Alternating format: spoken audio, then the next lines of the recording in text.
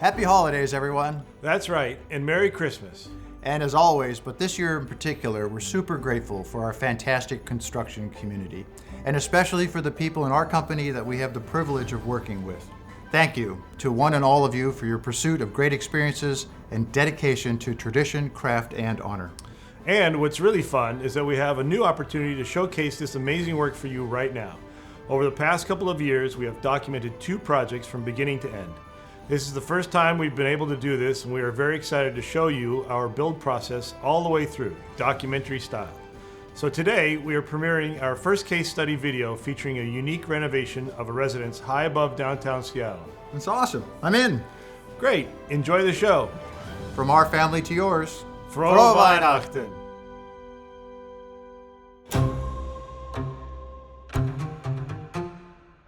Toth Construction started with my father back in 1976.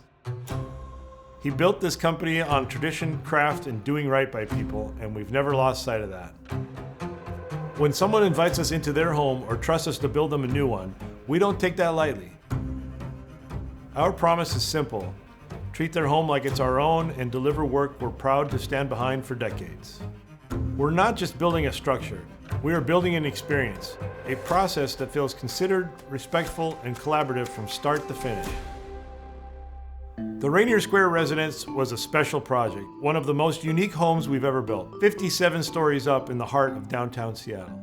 This was about bringing warmth, detail, and personal touches into a space that most people would consider unbuildable. But with the right team and with a shared vision, we made it happen. We have a wonderful client that is excited about this space. They got their hands on one of the more amazing properties in all of Seattle. We just completed demolition and removal. We're excited to take you on this journey and show you what's all involved in turning a gray shell space like this into one of the premier residential spaces in all of Seattle. So one of our first challenges with this particular project is all of the penetrations through different floor levels. We're in a high-rise building, and we're joining 3 different units into one big unit. And so there's a certain number of penetrations we had to eliminate, 92 of them. And then we had to relocate new drain lines and piping, over 80 of them, into new locations. We want to avoid as much of the structural steel and rebar as possible. So one of the things the guys had to do is have an X-ray machine come out and locate where all of the pieces of rebar are laid in the current concrete slab, and then try our best to avoid coring through those structural pieces of steel. It's the unseen work that allows everything else to shine. Every great home is only as strong as its bones. So here we are in the next phase of our project. We are now going into framing.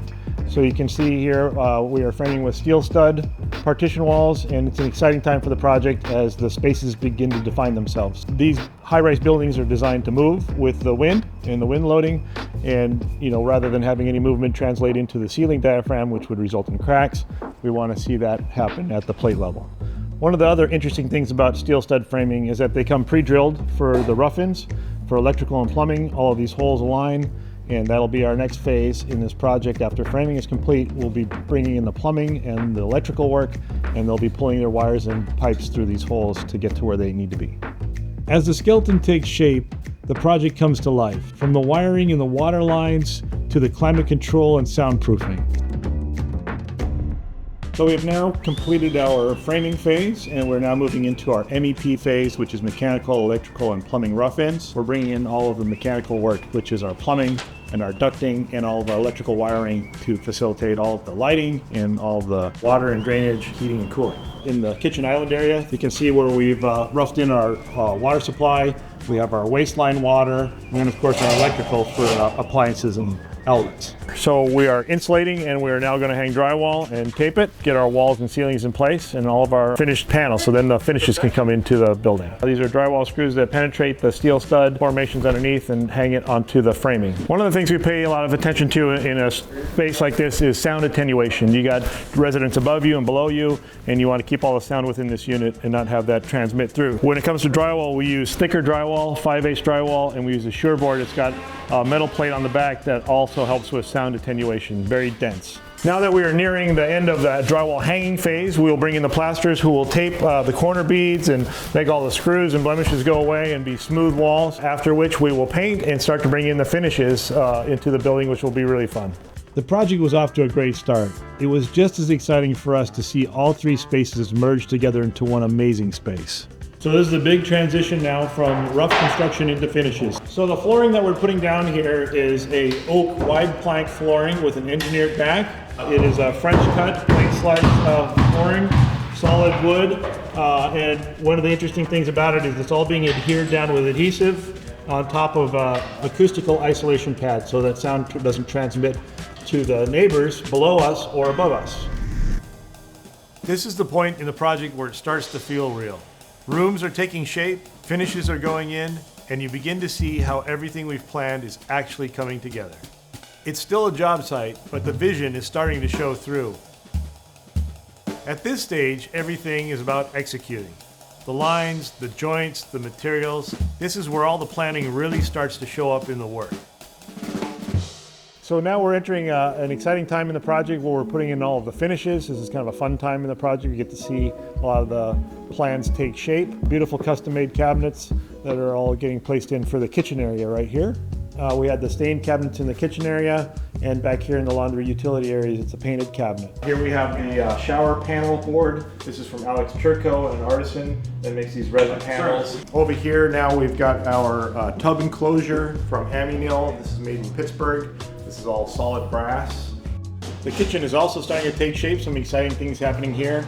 We have all of our absolute black countertops in, also done by Western Tile and Marble, and our brass faucets. Our tile installer was Jerry Wright. It's master craftsman. Obviously the work here is incredible. It's not an easy backsplash to install. It's an amalgamation of different materials. We have a Calcutta marble, Nero black marble, and brushed brass pieces inlaid in to create this artisanal piece. In the guest bathroom, we've also made lots of progress. The vanity piece is now in place. This is designed by Studio AM, the architects of the project. Done a beautiful job here. This is blue Roma marble, very dramatic. The wall hung toilets that we have here are from Duravit with the wall mounted trip lever. And of course, that beautiful plasterwork by Studio C, Kathy Connor. So one of the final phases of the finish work that we have here is all of the wall paneling and ceiling paneling that goes throughout the whole space. Dennis here with Northwest Custom Interiors is beginning that process. You can see here that he's got the panel pieces all made and fabricated, and all of these wall areas are going to be clad in a rift sawn white oak wood paneling. The design of the home is obviously very luxurious and very elegant. The designers have gone to great lengths to conceal appliances and refrigerators behind all the cabinetry so it fits in seamlessly with the rest of the millwork. Very quiet and serene. Just a very amazing space to be in.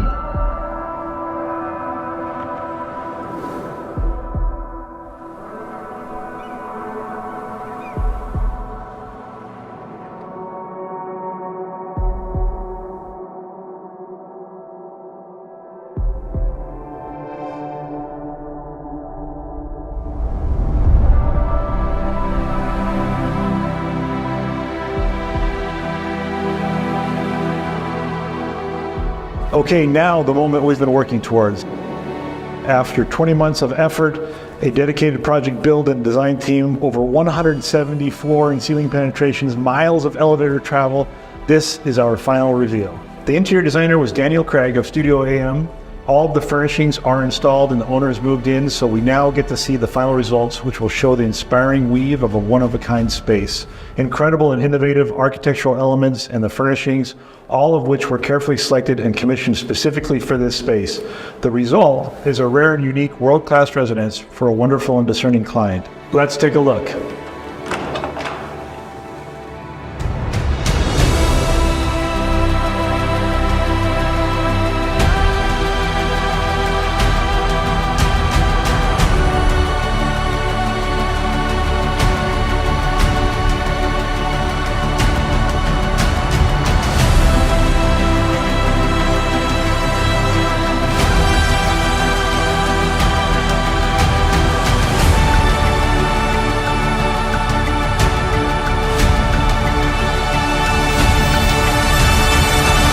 We are so happy and fortunate to have been part of this amazing project. It presented many interesting challenges and a real achievement for the team that designed and built it. If you are inspired by how it turned out, you can contact the architectural team at Studio AM at www.studioamarchitects.com. The interior design was done by Daniel Craig, also of Studio AM. A final thank you to our client who made this all possible, and a big thank you to all involved. We look forward to future adventures.